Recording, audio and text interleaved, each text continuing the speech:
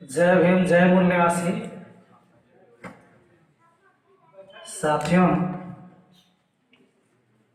जैसे अभी तक आपने बुद्धिजीवी वक्ताओं की बात आपने सुनी,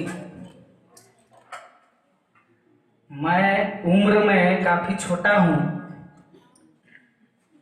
और अनुभव में भी बहुत कमी है। अनुभव में भी हमारी कमी है, लेकिन इस आंदोलन से जुड़े हुए तकरीबन मुझे 12 वर्ष हुए हैं और उस 12 वर्ष में अभी तक मैंने सिर्फ और सिर्फ सीखने का ही काम किया है। और इस मौके पर जो आज हमारी जिला कार्यकारिणी ने जो विषय निर्धारित किया है कि बामसेब की आंदोलन की उपलब्धियां और PS4 अभियान की महत्ता, हम ये कार्यक्रम बड़े मुश्किल से लगाते हैं ताकि हमारे समाज में प्रबोधन का जो कार्यक्रम हो वो निरंतर चलता रहे, लोग समझे, जागृत हो और हमारे आंदोलन को एक नई मुकाम तक पहुंचाने में हमारी साथ और सहयोग करे। इसलिए मैं भोजन से ज्यादा दिमाग की खुराक जो है उसको लेना ज्यादा तवज्जो देता हूं, उसको पसंद करता हूं। थोड़ी सी विलंब तो होगी, जब कार्यक्रम हमारा देर से ही शुरू हुआ तो थोड़ा आपको बर्दाश्त करना पड़ेगा। पहले दिमाग की खुराक, उसके बाद भोजन की खुराक जो है वो पूरा होगी। हमारे बाद अभी अध्यक्षता इस सेशन की कर रहे जो प्रभु सर है, उनकी बात को आप सुनेंगे, उसके बाद ही खाना खाकर आप यहां से जाएंगे। साथियों, ये जो कार्यक्रम है और इस कार्यक्रम में जो सब्जेक्ट डिजाइन किया गया है, जो विषय निर्धारित किया गया है, वो मुख्य रूप से 2 विषय है। पहला कि बामसेब की आंदोलन की उपलब्धियां और दूसरा PS4 अभियान की महत्ता, ये 2 सब्जेक्ट है। तो मैं पहले PS4 अभियान के ऊपर मैं अपनी बात रखूंगा, फिर उसके बाद बामसेब ने अब तक की आंदोलन में क्या उपलब्धियां हासिल की है, इन उपलब्धियों के ऊपर मैं अपनी बात, अपना विचार रखूंगा। साथियों, आप सभी जानते हैं कि बाबा साहब आम्बेडकर ने अपने जीवन में 3 महत्वपूर्ण राजनीतिक पार्टियां बनाई। पहला उन्होंने इंडिपेंडेंट लेबर पार्टी 1936 में, दूसरा शेड्यूल कास्ट फेडरेशन 1942 में और अपने मरने से 3 महीने पहले सितंबर 1956 में रिपब्लिकन पार्टी ऑफ इंडिया बनाई। जब शेड्यूल कास्ट फेडरेशन पूरे देश भर में चुनाव लड़ी, शेड्यूल कास्ट फेडरेशन 1946 में 1946 में जनवरी 1946 में जब प्रोविंशियल इलेक्शन जब हुआ तो शेड्यूल कास्ट फेडरेशन बाबा साहब की जो पार्टी थी वो इलेक्शन लड़ती है और पूरे देश भर में शेड्यूल कास्ट फेडरेशन हार जाती है। एकमात्र बंगाल से, पूर्वी बंगाल से शेड्यूल कास्ट फेडरेशन की सीट पर जीत कर आने वाले जो शख्स थे उनका नाम है योगेंद्र नाथ मंडल। शेड्यूल कास्ट फेडरेशन की सीट से जीतने वाले एकमात्र जो कैंडिडेट थे वो योगेंद्र नाथ मंडल थे और शेड्यूल कास्ट फेडरेशन पूरे देश भर से चुनाव हार गई। तो जब चुनाव बाबा साहब हार गए तो काफी दुखित हुए। उनको लगा कि अब तक के आंदोलन से जो कुछ भी हमने उपलब्धियां हासिल की है इन बहुजनों के लिए, schedule caste, schedule tribe, backward classes के लोगों के लिए, और जो अधिकार इनको जहां मिलने चाहिए थे लिखित रूप से कानूनी दस्तावेज में, जहां उनको अधिकार मिलने चाहिए थे, अगर मैं वहां पहुंचने में असफल रहा तो अब तक के चलाए हुए आंदोलन हमारे व्यर्थ साबित हो जाएंगे, निरर्थक साबित हो जाएंगे। तो योगेंद्र नाथ मंडल ने बाबा साहब आम्बेडकर को काफी भावपूर्ण पत्र लिखा कि मैं मानता हूं कि आपने चुनाव हार गए, लेकिन मैं आपको इतना आश्वस्त करना चाहता हूं कि अभी भी कांग्रेस के नीचे स्तर के जो लोग हैं, जो बैकवर्ड क्लासेस के लोग हैं, उनके हृदय में आपके प्रति अगाध श्रद्धा और प्रेम है। मैं आपको विश्वास दिलाता हूं कि बाबा साहब आप पूर्वी बंगाल आए, वहां से चुनाव लड़े, आपको जीत निश्चित मिलेगी। इस उम्मीद के साथ जब कॉन्स्टिट्यूएंट असेंबली का जब इलेक्शन हुआ जुलाई 1946 में, तो जैसे आज राज्यसभा का जो इलेक्शन होता है इनडायरेक्ट इलेक्शन, उसी तरह से संविधान सभा में जाने का जो चुनाव हुआ था 1946 के जुलाई महीने में, उसमें बाबा साहब आम्बेडकर पूर्वी बंगाल जाते हैं और पूर्वी बंगाल से अपना नॉमिनेशन करते हैं। और नॉमिनेशन के बाद वो सुभाष चंद्र बोस के भाई शरद चंद्र बोस को लाखों वोटों से परास्त करके संविधान सभा में पहुंचते हैं। ये थोड़ा मैं आपको इसका एक बैकग्राउंड हिस्ट्री में आपको बता रहा था। इसके पीछे भी बहुत सारे इतिहास हैं, वो बाद में हम इसकी चर्चा करेंगे। अब जब बाबा साहब संविधान सभा में पहुंचते हैं तो कुल संविधान सभा में तकरीबन 11 अभिभाषणों में जो बैठकें होती है, 200 समथिंग कुछ बैठकें हैं, इस आसपास में है। और उस 3 वर्ष के दरमियान 7,635 संशोधन आते हैं और 6,735 संशोधनों में बाबा साहब 5,162 संशोधनों को रिजेक्ट करते हैं, खारिज करते हैं कि ये संशोधन हमारे किसी काम के नहीं है, उसको पूरी लाइन लगाते हैं, उसको रिजेक्ट करते हैं, साइड करते हैं। और जो समथिंग 2000 जो संशोधन जो बचे, उस 2000 संशोधन का 395 अनुच्छेद का ये भारतीय संविधान जो हमारे हाथों में है, आपको दिखाई दे रहा है, ये 395 अनुच्छेद का तब हमको ये संविधान प्राप्त हुआ। 2000 संशोधनों को इसमें समाहित किया गया। अब साथियों, ये थोड़ा सा बैकग्राउंड हिस्ट्री आपको जानना चाहिए, चूंकि जो हम इतिहास पढ़ते हैं वो ब्राह्मणों के लिखे इतिहास पढ़ते हैं, और ब्राह्मण प्रोफेसर और हमारे गधे प्रोफेसर भी, हमारे कॉलेज में जो प्रोफेसर हैं उनकी भी बुद्धि ब्राह्मणवादी है, इसलिए चाह करके भी हमारे महापुरुषों के साइड से जो इतिहास लिखा गया है उसको वो नहीं बताना चाहते। ये कमजोरी है, इसीलिए हमसे प्लान बनाया कि जो गधे नालायक लोग हैं उन गधे नालायक लोगों को पहले हम तैयार करेंगे, बौद्धिक रूप से तैयार करेंगे, और जब ये लोग जब बौद्धिक रूप से तैयार हो जाएंगे तब निश्चित रूप से लड़ाई में सफल होंगे, हमारा आंदोलन सफल होगा। अब हम इससे कुछ गिने चुने अनुच्छेदों के ऊपर हम इसके ऊपर चर्चा करना चाहते हैं, चूंकि ये 395 अनुच्छेद का पूरा भारतीय संविधान, और ये संभव नहीं है कि 395 अनुच्छेद को बारीकी से करके पढ़ करके और लोगों के बीच में बताया जाए। कम समय में मैं चाहूंगा कि जो भारत का संविधान का मौलिक अनुच्छेद है और नीति निर्देशक सिद्धांत 12 से 35 तक मौलिक अधिकार, और 36 से लेकर के 52 तक का जो अनुच्छेद है वो राज्य के नीति निर्देशक सिद्धांत है।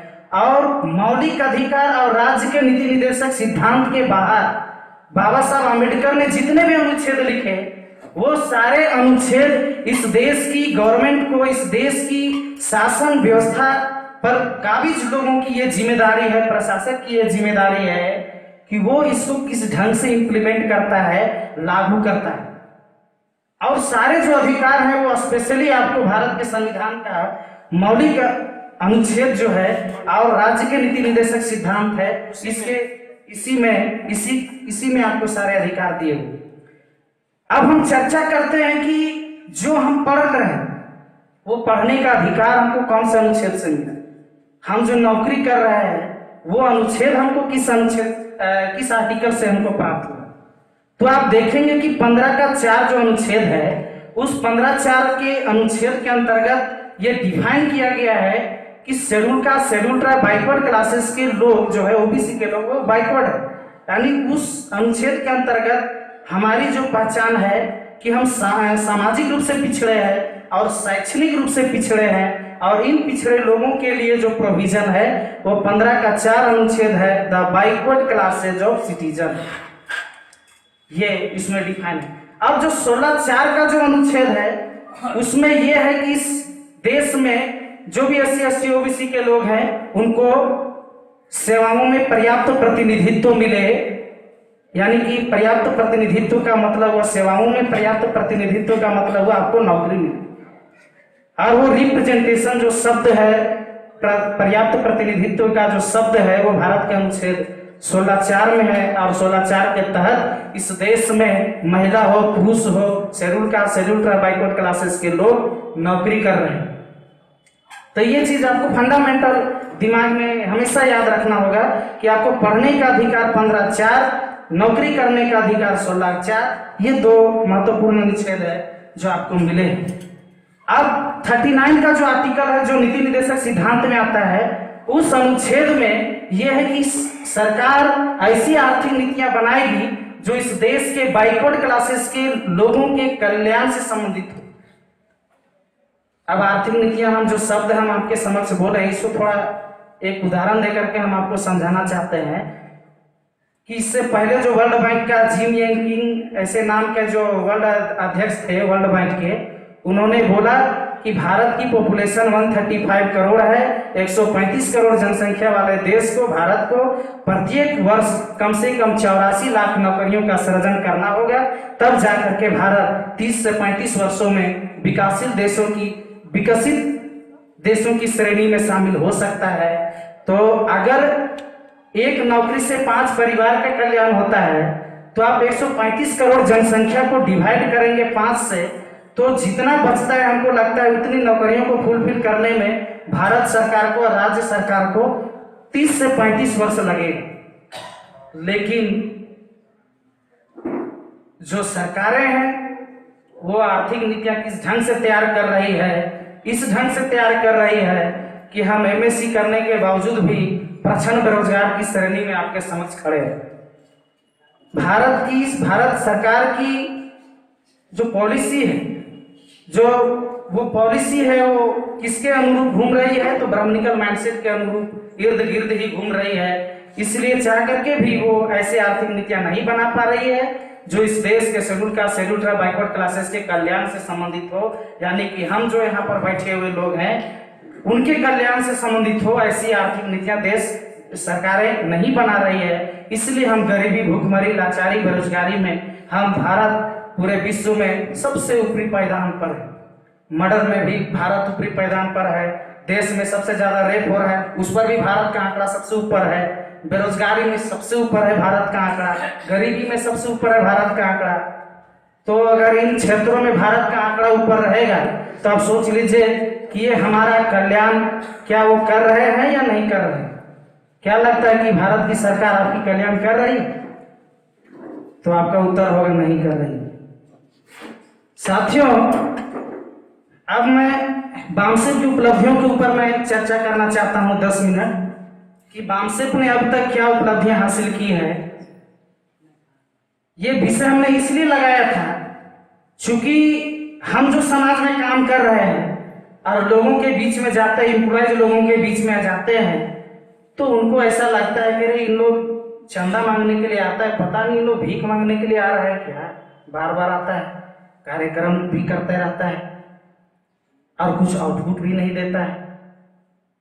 इस तरह के विचार सुनने को मिले।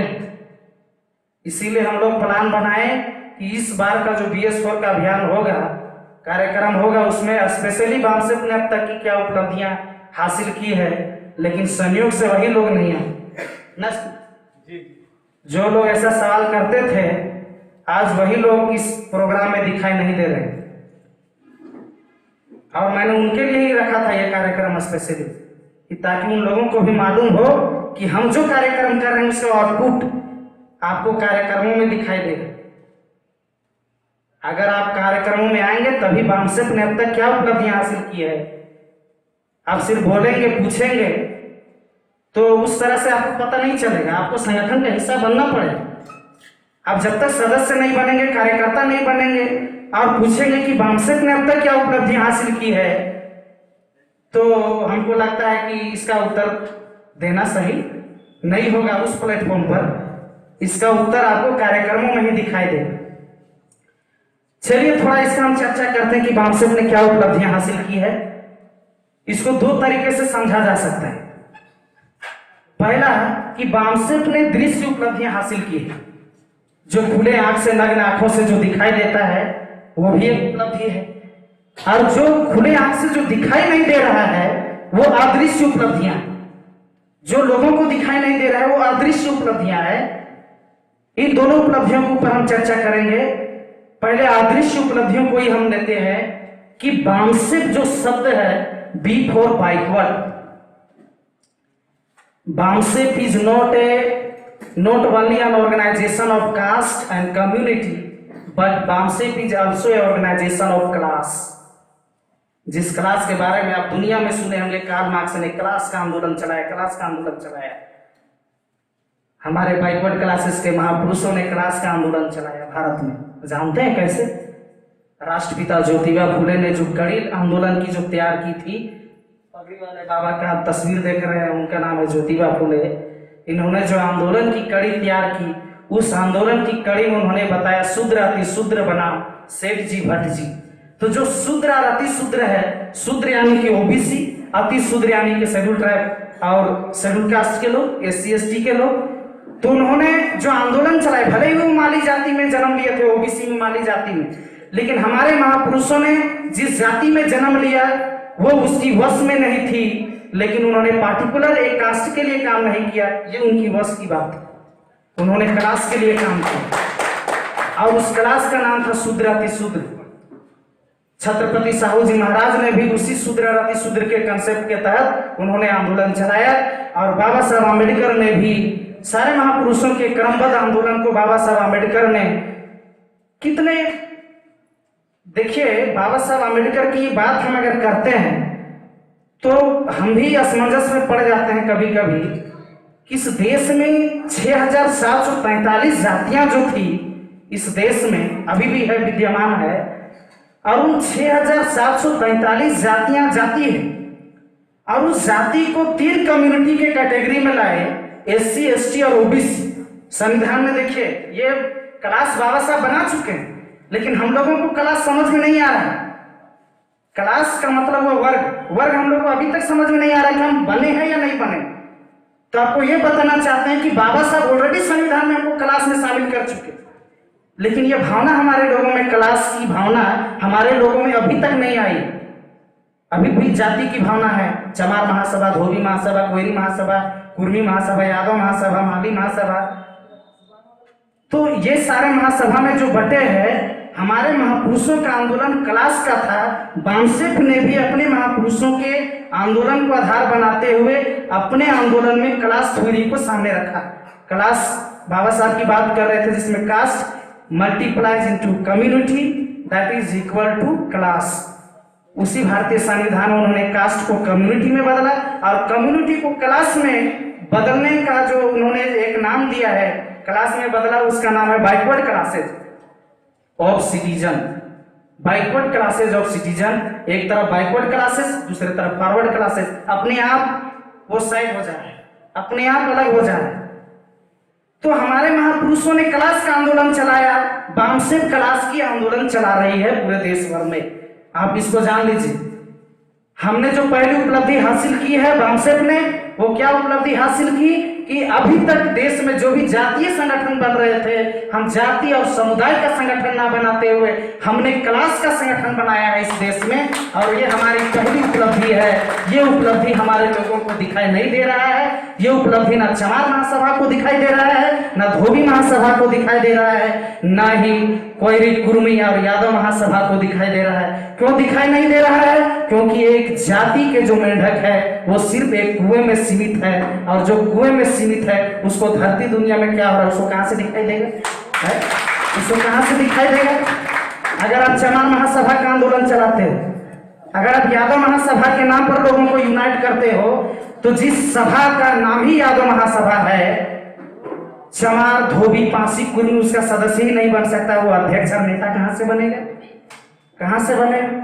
आप अगर अगर चमार महासभा की बात करते हो, हमारे चमार महासभा के साथी भी यहाँ पर मौजूद थे, अगर आप चमार महासभा का आंदोलन चलाते हो, जिस सभा का नाम ही चमार महासभा है, क्या धोबी, पांसी, कोयरी, कुर्मी उसका सदस्य बन सकता है क्या?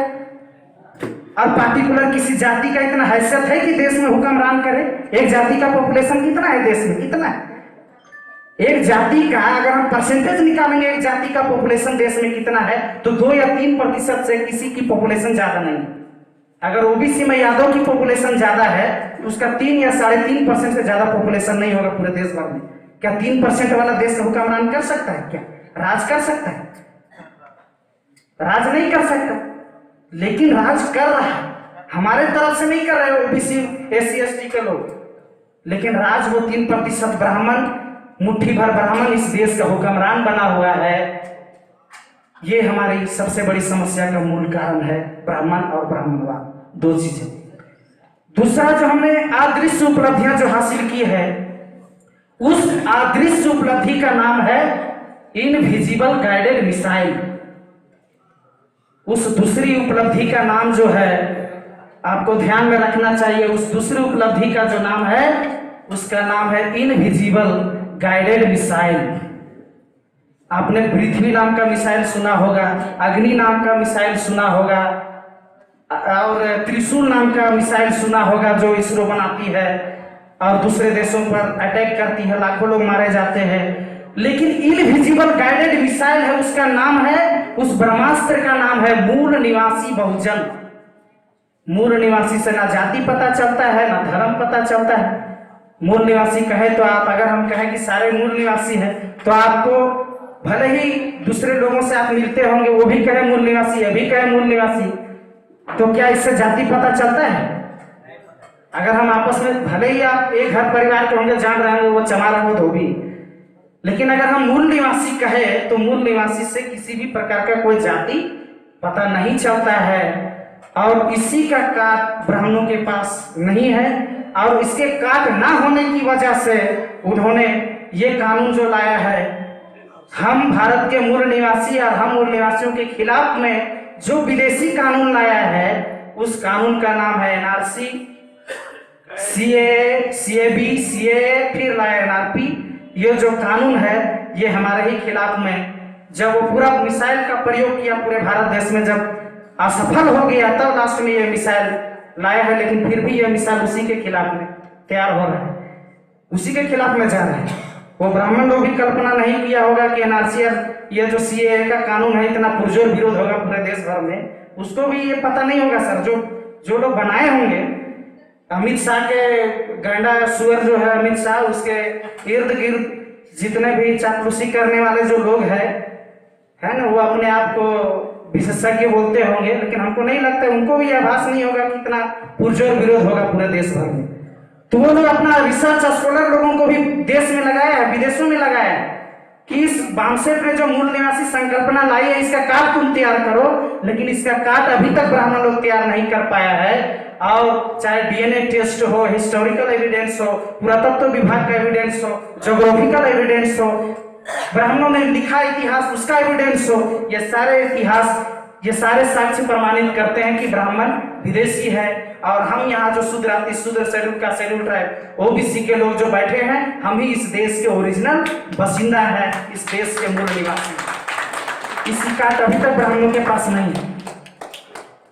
अब दूसरा जो दृश्य उपलब्धि है जो खुले आंखों से दिखाई देती है, ज्यादातर लोग इन्हीं को फोकस करते हैं कि बामसेफ ने अब तक के आंदोलन में क्या उपलब्धि हासिल की है। तो हम आपको बताना चाहते हैं कि बामसेफ ने सबसे पहले देश में ओबीसी के जनगणना का मामला उठाया। और आपको जानकर आश्चर्य लगेगा कि आज तक भारत देश में हिजड़ों की जनगणना होती है, लेकिन पिछड़ों की जनगणना नहीं होती है। हिजड़ों की जनगणना होती है, हिजड़ों के लिए अलग सा कॉलम बना हुआ रहता है, लेकिन पिछड़ों के जनगणना के लिए आज तक भारत सरकार पहल नहीं की है। और ये पहल हमारे संगठन ने किया। और इस देश में आप देखेंगे कि लालू साहब ने भी बोलना शुरू किया कि तुम्हारी भी जनगणना होगी और हमारी भी जनगणना होगी, तुम भी अपना जनगणना करो कि ब्राह्मण तुम 3.5% हो और अपर कास्ट के लोग तुम 15% हो, और हम इस देश के बैकवर्डों की जो संख्या है, ओबीसी की जो संख्या, वो 60% आज की तारीख में हो गई। तुम जनगणना करो।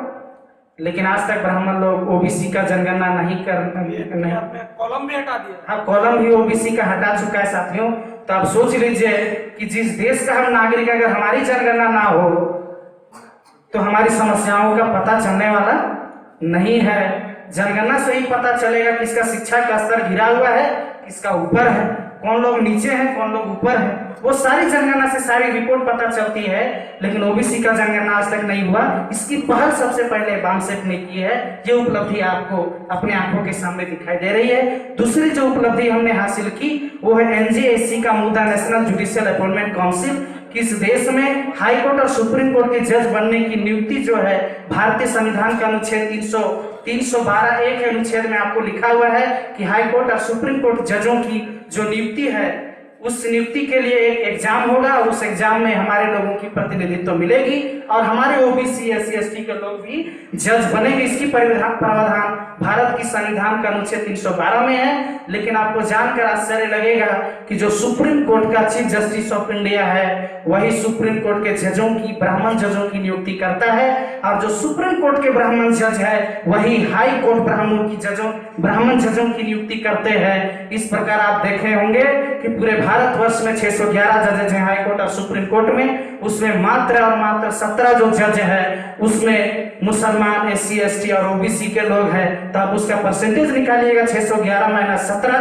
तो जितना बचेगा उसका परसेंटेज आपको होगा 98% अपर कास्ट के लोगों का कब्जा है उस जुडिशरी में और हमारी भागीदारी मात्र और मात्र 100 में 2 लोग हैं हमारे।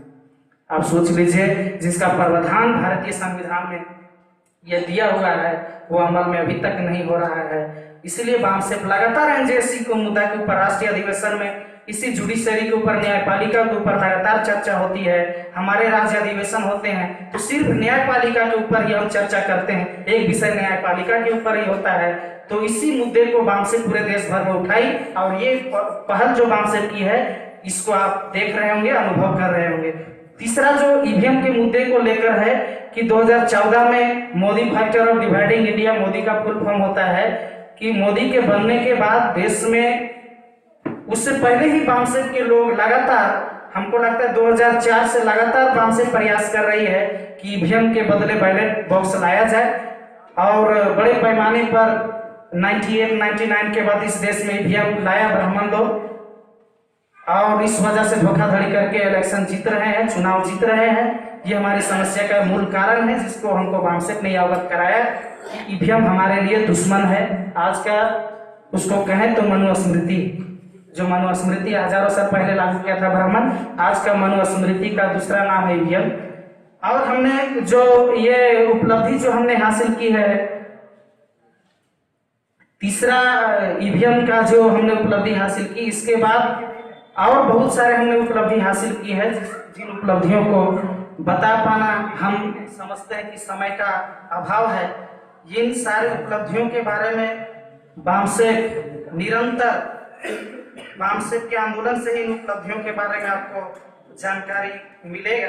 साथियों, हम अपने आंदोलन के माध्यम से एक चीज और हम किए हैं, जो उपलब्धि हासिल किए हैं। पहला उपलब्धि तो यह है कि कल के तारीख में इन महापुरुषों का नाम जो लोग, जिन लोगों नहीं जानते थे, जिन लोगों को पता नहीं था, आज के तारीख में हम अपने महापुरुषों की विचारधारा को इतना प्रचारित और प्रसारित कर रहे हैं कि आज लोग समझने लगे हैं कि ये महापुरुष किनके लिए काम किए, ये महापुरुष किनके लिए और किनके हक अधिकार के लिए काम किए।